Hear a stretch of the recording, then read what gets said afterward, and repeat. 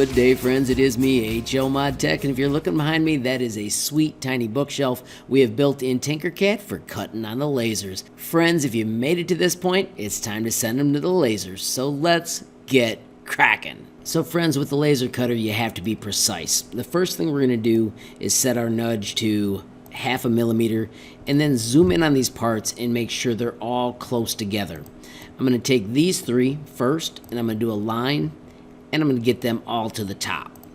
Then I'm going to click this one, and with my 0.5 millimeter nudge, I'm going to get it so it's super close. If you hit fit view, you can look at it from the top, and you can nudge it till it's almost touching but not. Do the same thing for the next one. And the reason we're squeezing these all in so tight is because the cardboard I use on the Glowforge just doesn't have much more space than we've got right here. If I zoom in on this, I already had mine pretty close, and I've also got it about as far over as I can go.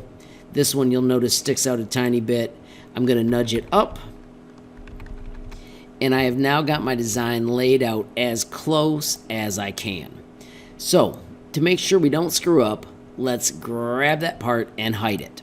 The only thing we want to send to the laser cutters is this design. Select it, make sure you've got 7 shapes, and we need to hit export. When we're exporting for the laser cutter, we always use SVGs.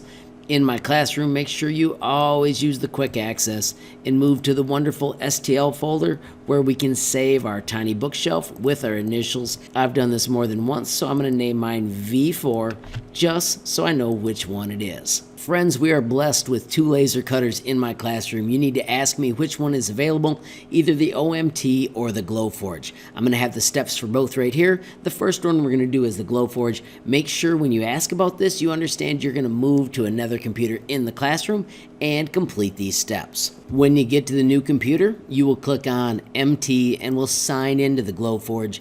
Remember, this is at another spot in my room. You do not sign into the Glowforge on your account. It will not connect. When you get to that spot, we are going to hit create and we are going to upload from file. You should automatically see the STL folder. If not, it'll be in the quick access. Find your file, hit open, and wait for the Glowforge to bring in that project. You may have to wait for me to add some cardboard to it. When I do get the cardboard in, you want to move your design down and to the left just a little bit. If you want to zoom out and see what it looks like, you can see how that fits pretty darn decent. This is about as far as the Glowforge will cut with my cardboard. You can see there's more room, but we're using special tabs off the cardboard I have for my room. It's quick, fast, and that's why we did all the settings that we've got. We need to click enter settings, and we need to choose cardboard too. It's that simple. We also need to select the material, specify, and then you need to put in 4 millimeters because that's how big our cardboard is.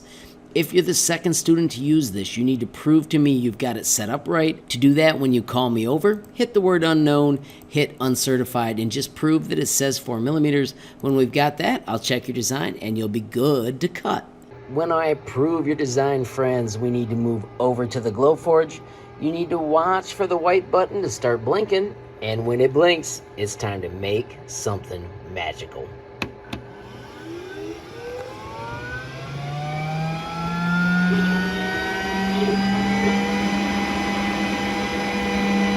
Friends, if I tell you to go to the OMT Laser, you need to launch Lightburn, and in Lightburn, if there's something on the screen, we can hit File New by simply hitting this. It clears it out. If it asks to save, I'm going to tell you no, we don't need to save the projects. The next thing we do is click on Import. When you click Import, you can just go to that STL folder. Once again, if you don't see it, it's in the quick access. Friends, the settings for this are simply hit the number 3, so we load the 60 speed, 40 power settings for cutting cardboard. Once you've got that done, call me over and I'll help you with placement, and we're ready to cut. Friends, assembly works like this. Set out your 2 side pieces, just like that. Find your back. If there's labeling, you probably want to put the labeling on the back so it looks cooler. And then we build one side at a time. Make sure you always leave the glue upside down so it comes out a little faster. And we're going to just glue this little side with little bits of glue to the other side. When you stick it in, make sure the feet are down. I'm going to sit that just like that. Notice this is called tacky glue. Then find one of these legs and find the short side. In this one, we're going to put just a tiny bit of glue right here. and a tiny bit of glue on the back. And we're going to slide it into that groove right there. So all of a sudden it is standing up in place.